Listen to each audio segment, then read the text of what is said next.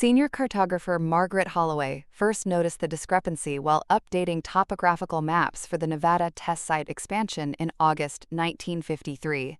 Between the towns of Mercury and Indian Springs, her 1952 survey maps showed a settlement called Brightwater, population 847, complete with a post office, general store, and small church. But when she cross-referenced the location with current aerial photography, she found nothing but empty desert stretching for miles in every direction. "I thought it was a clerical error," Holloway wrote in her initial report to the U.S. Geological Survey, declassified only in 2019 after her death. But when I checked historical records, I found census data for Brightwater going back to 1889. Property deeds, birth certificates, even a 1951 high school graduation photo with 23 students. The town existed in every official document. It just wasn't physically there anymore. The investigation deepened when Holloway discovered that none of her colleagues at the Geological Survey remembered ever mapping a town called Brightwater. The 1952 survey team, led by experienced field cartographer Robert Chen, had no recollection of documenting any settlement in that location. According to their field notes, obtained through FOIA request hash 2019 to 337,854, they had surveyed nothing but undisturbed desert in that grid section. But the physical evidence was undeniable. Soil analysis revealed rectangular foundations buried 3 feet underground, exactly matching the building layouts shown on Holloway's 1952 maps. Ground-penetrating radar detected a complete infrastructure network: water pipes, electrical conduits, even what appeared to be telephone lines, all terminating at the precise coordinates where Brightwater should have existed. Most disturbing was the discovery that Brightwater wasn't unique. Cross-referencing historical maps with current surveys revealed 47 similar locations across Nevada, Utah, and Arizona, towns that existed in official records but had vanished without trace, leaving no physical evidence except buried foundations and underground infrastructure that nobody remembered installing. Dr. James Morrison, consulting archaeologist from the University of Nevada, examined the Brightwater site in September 1953. His classified report, Eyes Only for Military Intelligence, contained findings that would reshape understanding of what was possible within the boundaries of the continental United States. The foundation patterns and infrastructure placement are too precise for gradual abandonment or natural disaster. This settlement was systematically deconstructed and removed with industrial efficiency that suggests large-scale military operation. But there are no records of any such operation, and the timeline for complete removal would require resources and coordination beyond civilian capabilities. The Atomic Energy Commission, managing expanding nuclear test operations in Nevada, took immediate interest in Morrison's findings. If entire towns could be relocated or eliminated without leaving traces in official memory, it represented either an unprecedented security breach or the existence of capabilities that even classified military programs didn't possess. Operation Ghostlight was initiated on October 1, 1953, with the mission to identify all missing settlements, determine the cause of their disappearance, and assess potential threats to national security. The investigation team, led by Colonel Patricia Hayes, was given unlimited clearance and resources to solve what military leadership privately called the vanishing town phenomenon. What they discovered would remain classified for 70 years, buried in files so sensitive that even the president would only be briefed on selected aspects of the findings. Senior cartographer Margaret Holloway first noticed the discrepancy while updating topographical maps for the Nevada test site expansion in August 1953. Between the towns of Mercury and Indian Springs, her 1952 survey maps showed a settlement called Brightwater, population 847, complete with a post office, general store, and small church. But when she cross-referenced the location with current aerial photography, she found nothing but empty desert stretching for miles in every direction. "I thought it was a clerical error," Holloway wrote in her initial report to the U.S. Geological Survey, declassified only in 2019 after her death. But when I checked historical records, I found census data for Brightwater going back to 1889. Property deeds, birth certificates, even a 1951 high school graduation photo with 23 students. The town existed in every official document. It just wasn't physically there anymore. The investigation deepened when Holloway discovered that none of her colleagues at the Geological Survey remembered ever mapping a town called Brightwater. The 1952 survey team, led by experienced field cartographer Robert Chen, had no recollection of documenting any settlement in that location. According to their field notes, obtained through FOIA request hash 2019 to 337,854, they had surveyed nothing but undisturbed desert in that grid section. But the physical evidence was undeniable. Soil analysis revealed rectangular foundations buried 3 feet underground, exactly matching the building layouts shown on Holloway's 1952 maps. Ground-penetrating radar detected a complete infrastructure network: water pipes, electrical conduits, even what appeared to be telephone lines, all terminating at the precise coordinates where Brightwater should have existed. Most disturbing was the discovery that Brightwater wasn't unique. Cross-referencing historical maps with current surveys revealed 47 similar locations across Nevada, Utah, and Arizona, towns that existed in official records but had vanished without trace, leaving no physical evidence except buried foundations and underground infrastructure that nobody remembered installing. Dr. James Morrison, consulting archaeologist from the University of Nevada, examined the Brightwater site in September 1953. His classified report, Eyes Only for Military Intelligence, contained findings that would reshape understanding of what was possible within the boundaries of the continental United States. The foundation patterns and infrastructure placement are too precise for gradual abandonment or natural disaster. This settlement was systematically deconstructed and removed with industrial efficiency that suggests large-scale military operation. But there are no records of any such operation, and the timeline for complete removal would require resources and coordination beyond civilian capabilities. The Atomic Energy Commission, managing expanding nuclear test operations in Nevada, took immediate interest in Morrison's findings. If entire towns could be relocated or eliminated without leaving traces in official memory, it represented either an unprecedented security breach or the existence of capabilities that even classified military programs didn't possess. Operation Ghostlight was initiated on October 1, 1953, with the mission to identify all missing settlements, determine the cause of their disappearance, and assess potential threats to national security. The investigation team, led by Colonel Patricia Hayes, was given unlimited clearance and resources to solve what military leadership privately called the vanishing town phenomenon. What they discovered would remain classified for 70 years, buried in files so sensitive that even the president would only be briefed on selected aspects of the findings.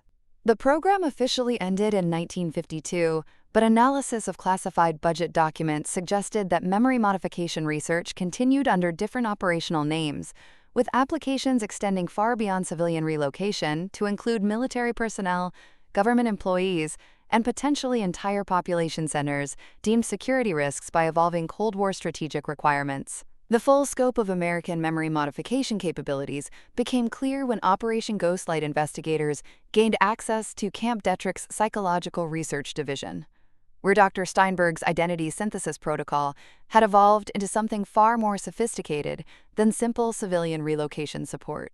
Under the direction of Dr. Robert Cameron, former student of Swiss psychologist Carl Jung, the program had developed the ability to construct complete artificial personalities and implant them into subjects with surgical precision. Dr. Elena Vasquez, psychiatrist assigned to evaluate the psychological implications of memory modification technology, spent 8 months interviewing relocated Prairie Clear subjects without their knowledge. Her classified findings, released only after her death in 2018, revealed the disturbing extent to which human identity could be artificially constructed and maintained. The subjects aren't just unaware that their memories have been modified. Vasquez wrote in reports that required presidential clearance to access. They have become genuinely different people. A farmer from rural Nevada who was relocated and given false memories of being a Colorado mechanic doesn't just remember working on cars. He has actual mechanical skills and knowledge that were somehow implanted along with the false memories. The process doesn't just change what people remember, it changes who they fundamentally are. The mechanism behind identity synthesis involved a combination of pharmaceutical intervention, electromagnetic brain stimulation, and what Steinberg called personality architecture, the systematic construction of complete behavioral and cognitive patterns that would support the implanted false memories. Subjects weren't just given new histories, they were given new skill sets, personality traits, and even altered physical preferences that aligned with their artificial identities. Camp Dietrich files, declassified under the MK Ultra historical disclosure requirements, revealed that memory modification research had expanded far beyond Prairie Clear applications. The program was developing capabilities to create entirely fictional people, individuals whose complete life history, personality, and even physical capabilities were artificially constructed and implanted into carefully selected subjects. We can take a subject with no mechanical aptitude and implant not just memories of being a skilled engineer, but the actual knowledge and intuitive understanding that defines engineering expertise, Dr. Cameron reported to CIA Director Alan Dulles in 1955. The implications for intelligence operations are unlimited. We can create deep cover agents who genuinely believe they are foreign nationals, with authentic cultural knowledge and emotional attachments to countries they have never actually visited. The testing program, designated Operation False Flag, created over 200 test subjects with completely artificial identities between 1954 and 1957. These individuals were integrated into communities across the United States, where they lived normal lives while unknowingly serving as long-term experiments in identity construction and psychological stability. Follow-up studies conducted through 1965 showed that artificially constructed personalities were indistinguishable from natural identity development. False flag subjects formed authentic relationships, pursued careers aligned with their implanted interests, and even reproduced, passing on behavioral patterns that had been artificially created rather than naturally developed. But the most classified aspect of the memory architecture program was its bidirectional capability. The same techniques used to implant false memories and personalities could be used to extract and preserve authentic memories and personality patterns. The program had developed what amounted to consciousness transfer technology, the ability to move complete human identity from one subject to another. Dr. Morrison, the archaeologist who had first analyzed the vanished town sites, was recruited to evaluate the historical implications of systematic memory modification.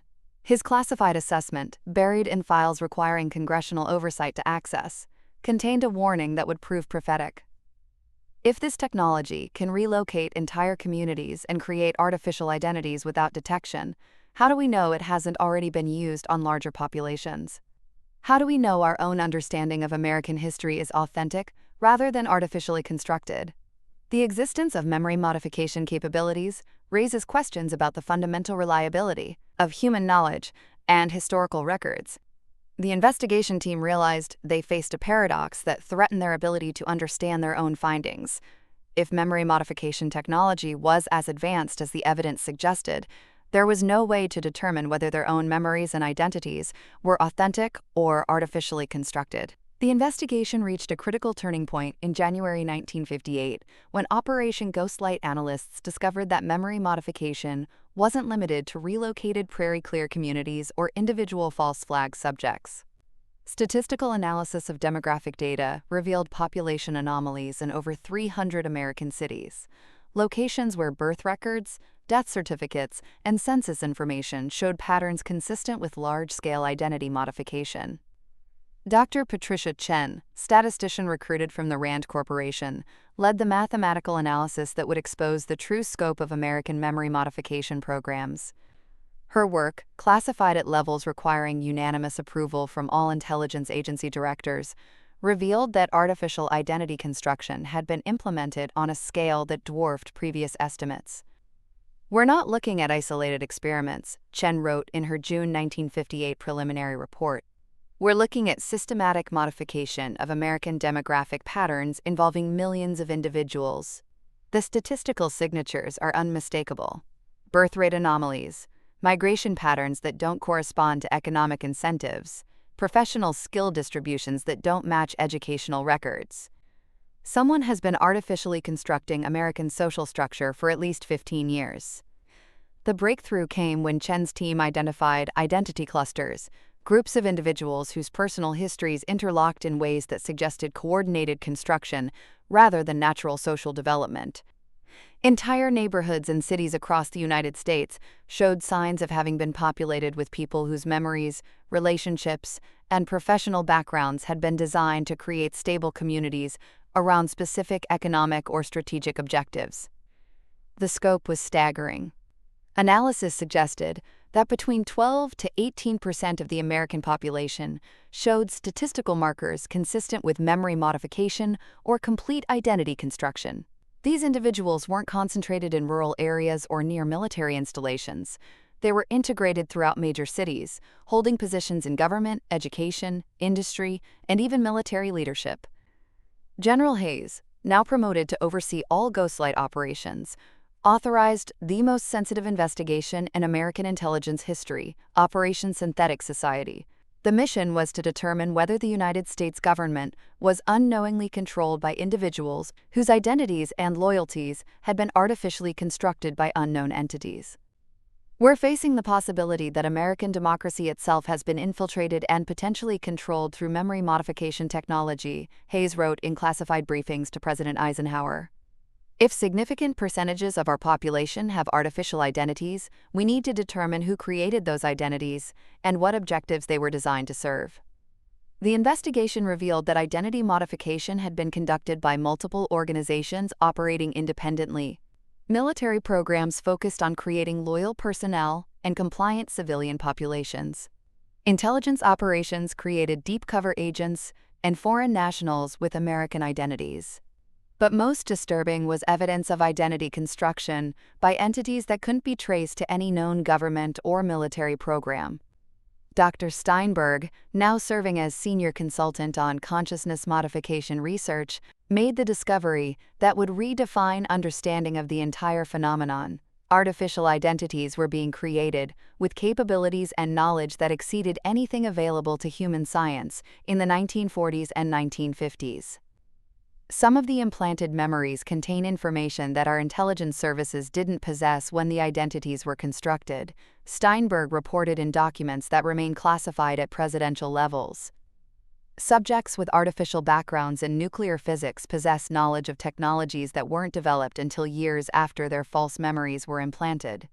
Either someone had access to information sources beyond our intelligence capabilities, or the memory modification technology itself originates from sources outside conventional human development. The most classified discovery was that some artificially constructed individuals were demonstrating abilities that seemed to transcend normal human limitations. Enhanced pattern recognition, intuitive understanding of complex systems, and most remarkably, apparent resistance to further memory modification attempts. These individuals seem to have been constructed with built-in protections against having their artificial identities detected or altered. By 1965, Ghostlight investigators faced an unprecedented conclusion. The United States contained millions of individuals with partially or completely artificial identities, created by multiple organizations using technology that exceeded known human capabilities.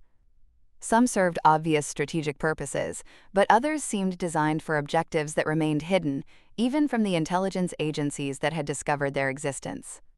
The investigation had evolved from documenting vanished towns to uncovering what appeared to be the systematic reconstruction of American society by entities whose ultimate goals remained unknown. The answer to who was conducting large-scale identity modification came from an unexpected direction. The artificial identities themselves began providing clues about their creators.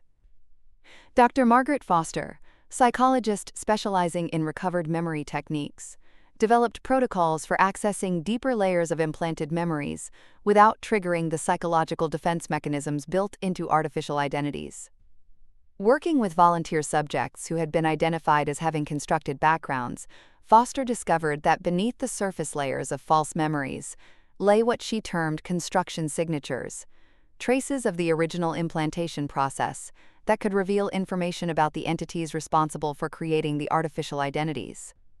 Every implanted memory system contains artifacts from its creation process, Foster wrote in her classified research summary, accessible only to personnel with Ghostlight clearance. Like fingerprints or DNA traces, these artifacts can be analyzed to determine the source methodology and potentially identify the creators. But what we're finding challenges our understanding of who has the capability to conduct memory modification on this scale. The construction signatures revealed that artificial identities fell into distinct categories based on their creation methodology. Military-originated modifications showed signatures consistent with known American psychological research techniques. Intelligence-created identities demonstrated more sophisticated approaches that matched documented CIA and NSA capabilities. But a third category of artificial identities showed construction signatures that didn't match any known human technology or methodology. Dr. Foster's team, working with advanced electroencephalography equipment, identified what they designated as non-human signature patterns in approximately 30% of the artificial identities they examined. These identities had been constructed using memory implantation techniques that operated on principles beyond current human understanding of consciousness and neural function.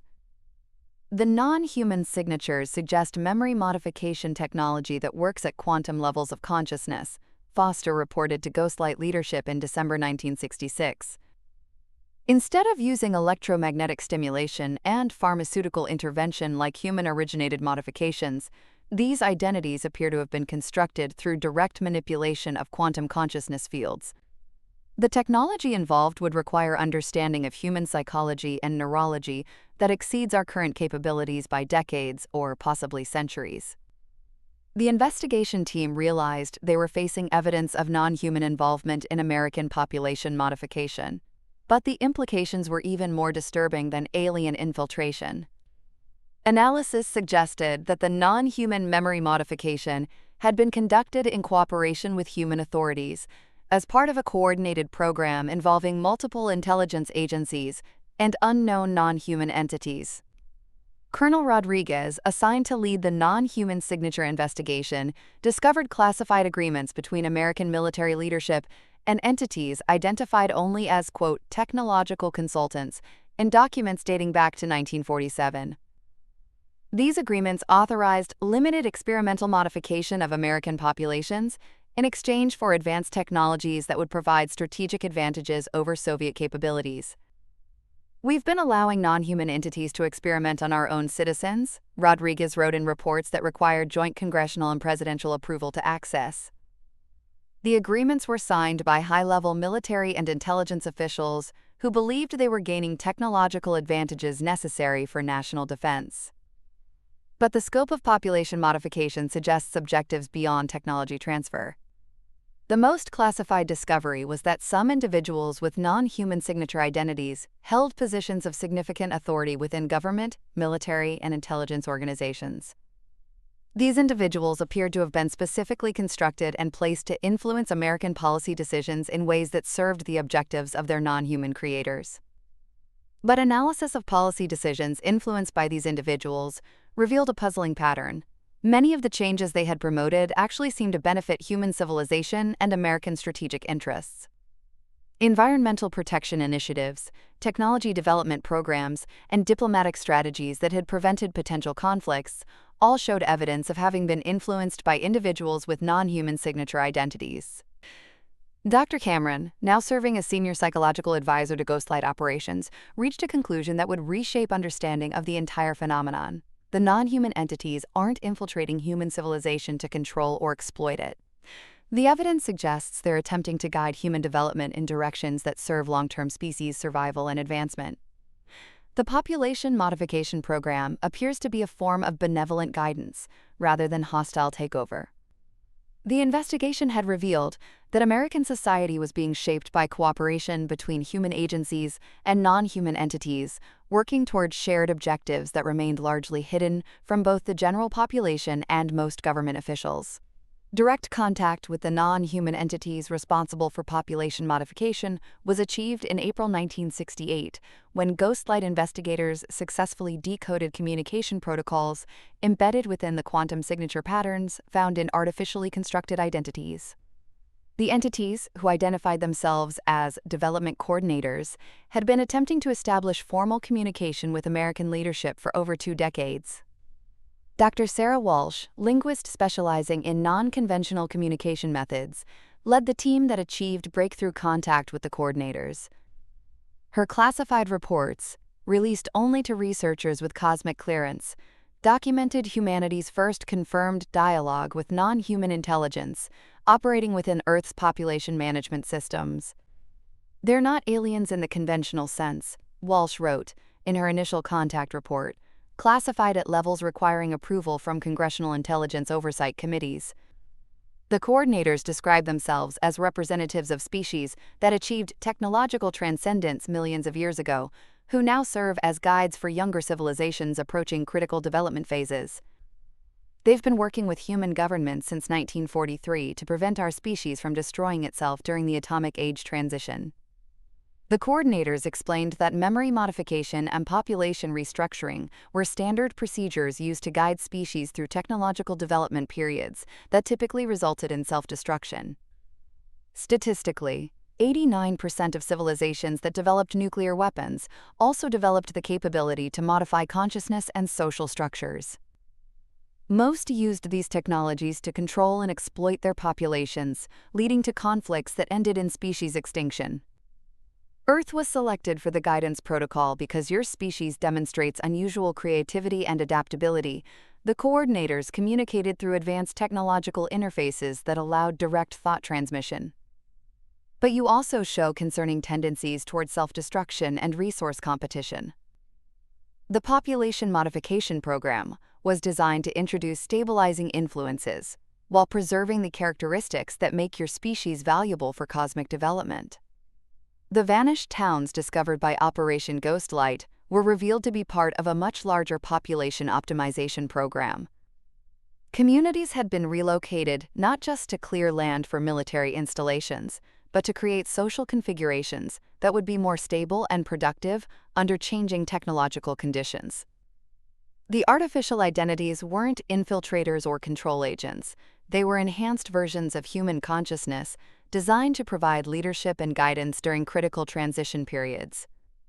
Every relocated individual, every artificial identity, every modified memory was designed to help your species navigate the challenges of nuclear technology, space exploration, and consciousness development, the coordinators explained. The modifications weren't imposed against human will. They were implemented through agreements with your leadership, who understood that unguided development would likely result in civilization collapse within 50 to 100 years. President Johnson, briefed on coordinator communications in classified sessions that required congressional leadership participation, authorized expanded cooperation with the guidance protocol. The formal agreements, designated, species development accords, established frameworks for continued population optimization while maintaining human autonomy in all major policy decisions. The accords revealed the true scope of the guidance protocol. Earth was one of 47 planets currently receiving development assistance from coordinator entities.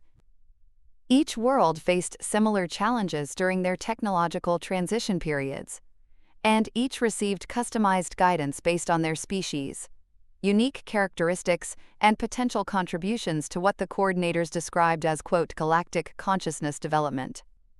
But the most significant revelation was that the guidance protocol was temporary.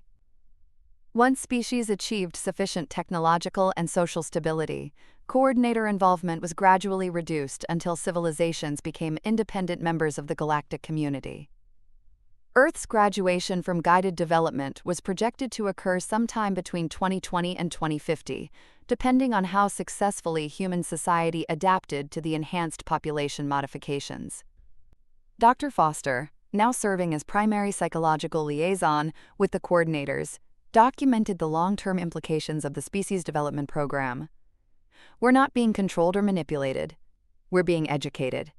The population modifications are training programs designed to help us develop the social and technological capabilities necessary for independent galactic citizenship. Every enhanced individual, every relocated community, every artificial identity serves as an example of what human potential can become with proper guidance. The Ghostlight investigation had evolved from documenting vanished towns to overseeing humanity's integration into a galactic educational program administered by entities dedicated to preventing species self-destruction during critical development phases. The transition from guided to independent development began in 1975, when the coordinators initiated what they termed progressive autonomy protocols, the gradual reduction of population modification programs as human society demonstrated increasing stability and technological advancement. The process required careful monitoring to ensure that human civilization could maintain the improvements achieved through guided development without continued external assistance. General Patricia Hayes, promoted to Director of Species Transition Operations, oversaw the most complex social engineering project in human history, maintaining the stability and progress achieved through coordinator guidance, while gradually eliminating the artificial support systems that had prevented societal collapse during the nuclear age transition period. "We're essentially learning to ride a bicycle while someone slowly lets go of the handlebars," Hayes wrote in her classified assessment of autonomy preparation, accessible only to personnel with galactic clearance. "The population modifications and enhanced individuals have created a stable foundation for human development, but we need to ensure that foundation can support continued progress without external maintenance and guidance." The withdrawal process revealed the full extent of coordinator influence on human development. Between 1943 and 1975, enhanced individuals with artificial or modified identities had been responsible for approximately 60% of major technological advances, 45% of significant diplomatic breakthroughs, and 70% of environmental protection initiatives that had prevented ecological disasters during rapid industrial expansion. But the coordinators had designed their guidance system to be self-sustaining.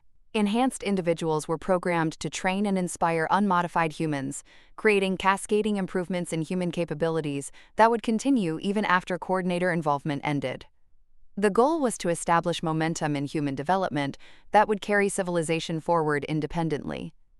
Dr. Chen, now serving as Director of Autonomy Assessment, conducted comprehensive evaluations of human society's readiness for independent development. Her analysis, classified at levels requiring approval from international intelligence consortiums, showed that guided development had successfully addressed the primary threats to species survival, while preserving the creativity and adaptability that made human civilization valuable to galactic community development. "The statistical projections are encouraging," Chen reported in 1978. "Probability models show that human civilization has achieved stable foundations for continued technological and social advancement. The risk of self-destruction during the next century has been reduced from 89% to approximately 12%, which meets coordinator standards for species graduation from guided development status." But graduation from the guidance protocol required more than statistical achievement. Human leadership needed to demonstrate understanding of their role in galactic community development and accept responsibility for guiding other species through similar transition periods. Earth was being prepared not just for independence, but for participation in the same guidance activities they had received. The most classified aspect of autonomy preparation was the revelation that some enhanced individuals would remain permanently integrated into human society. These transition anchors would serve as permanent liaisons with galactic civilization while appearing to be normal human citizens. Their role was to ensure that human development continued along productive paths while providing early warning of any regression towards self-destructive behaviors. President Reagan, briefed on the graduation timeline in 1981, authorized the establishment of permanent coordination protocols between human government and coordinator entities. The agreements, designated Galactic Citizenship Accords, formally recognized Earth as a developing member of galactic civilization while maintaining sovereignty over internal human affairs.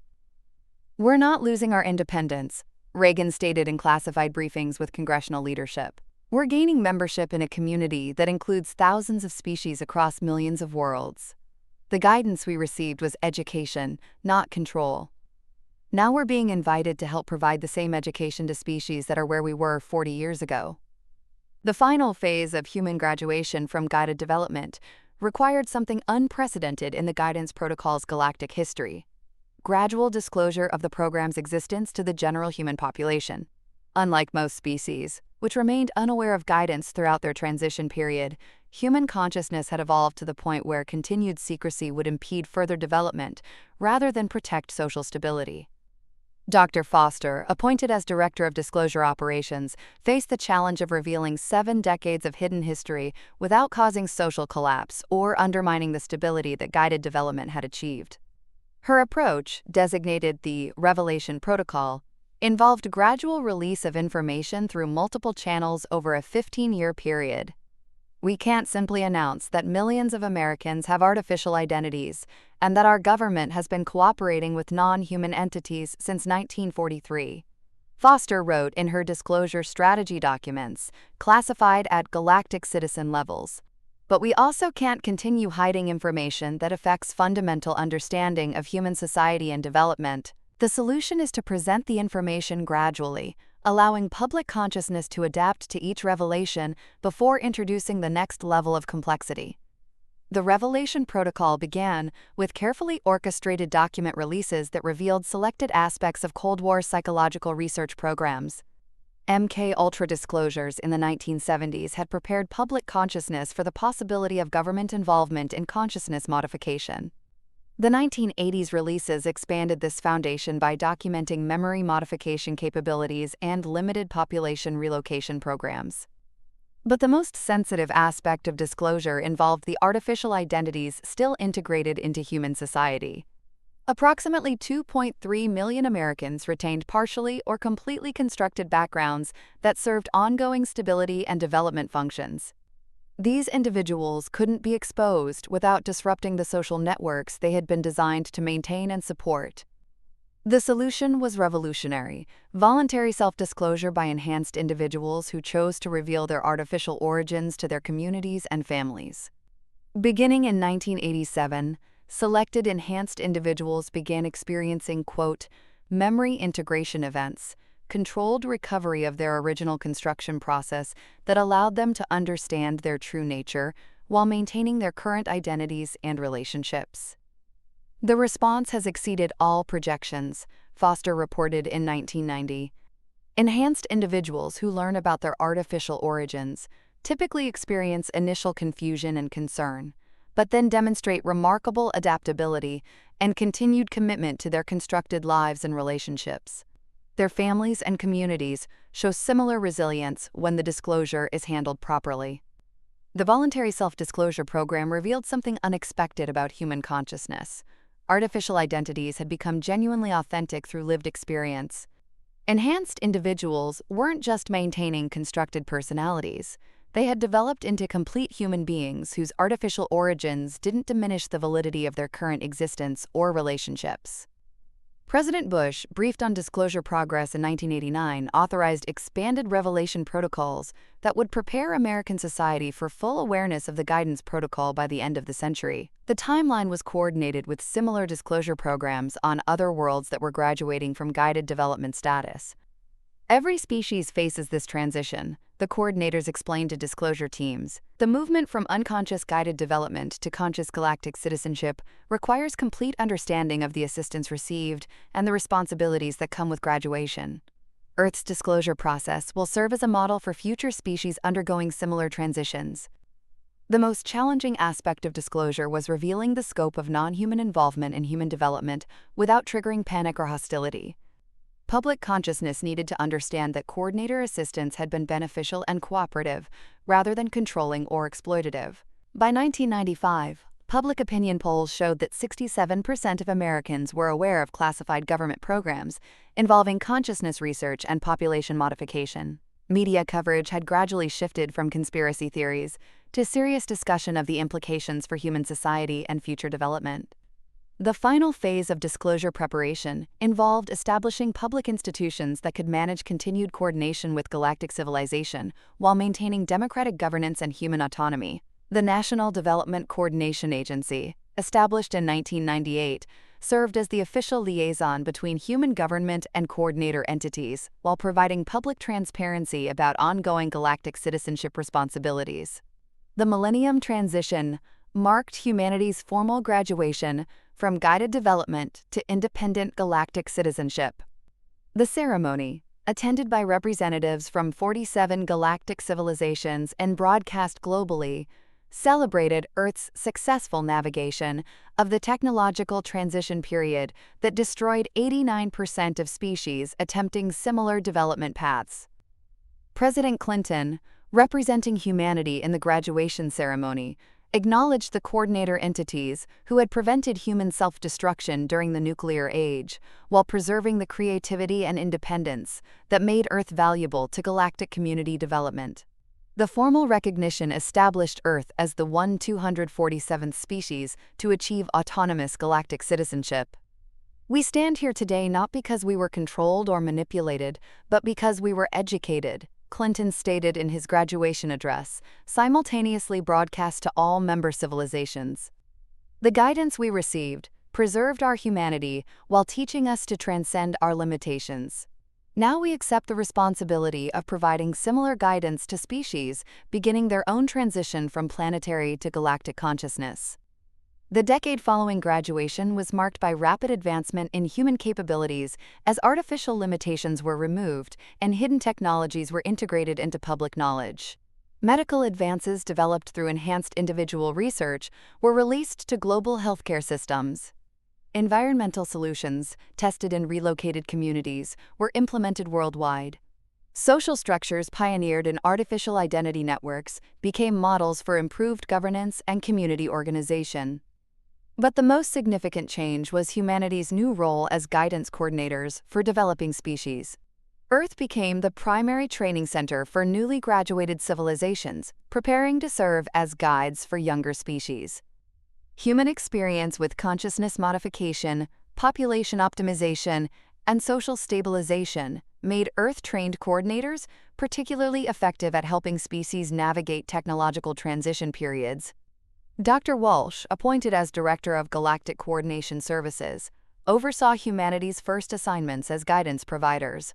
Earth teams were deployed to 12 developing worlds, working with coordinator entities to implement population modification and consciousness enhancement programs tailored to each species, unique characteristics and challenges.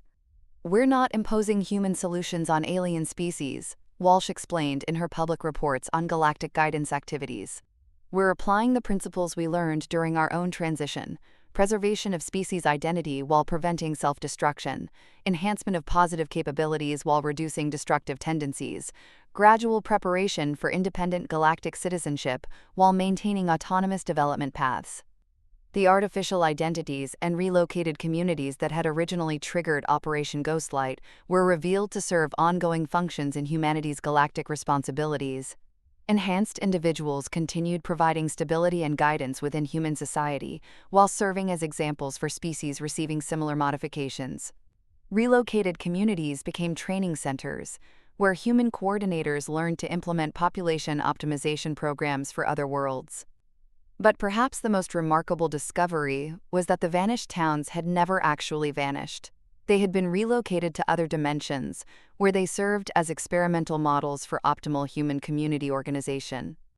The residents of Brightwater, Nevada, and 246 other relocated communities had been living productive lives in parallel dimensional spaces, while serving as test subjects for social structures that would benefit humanity's galactic citizenship responsibilities.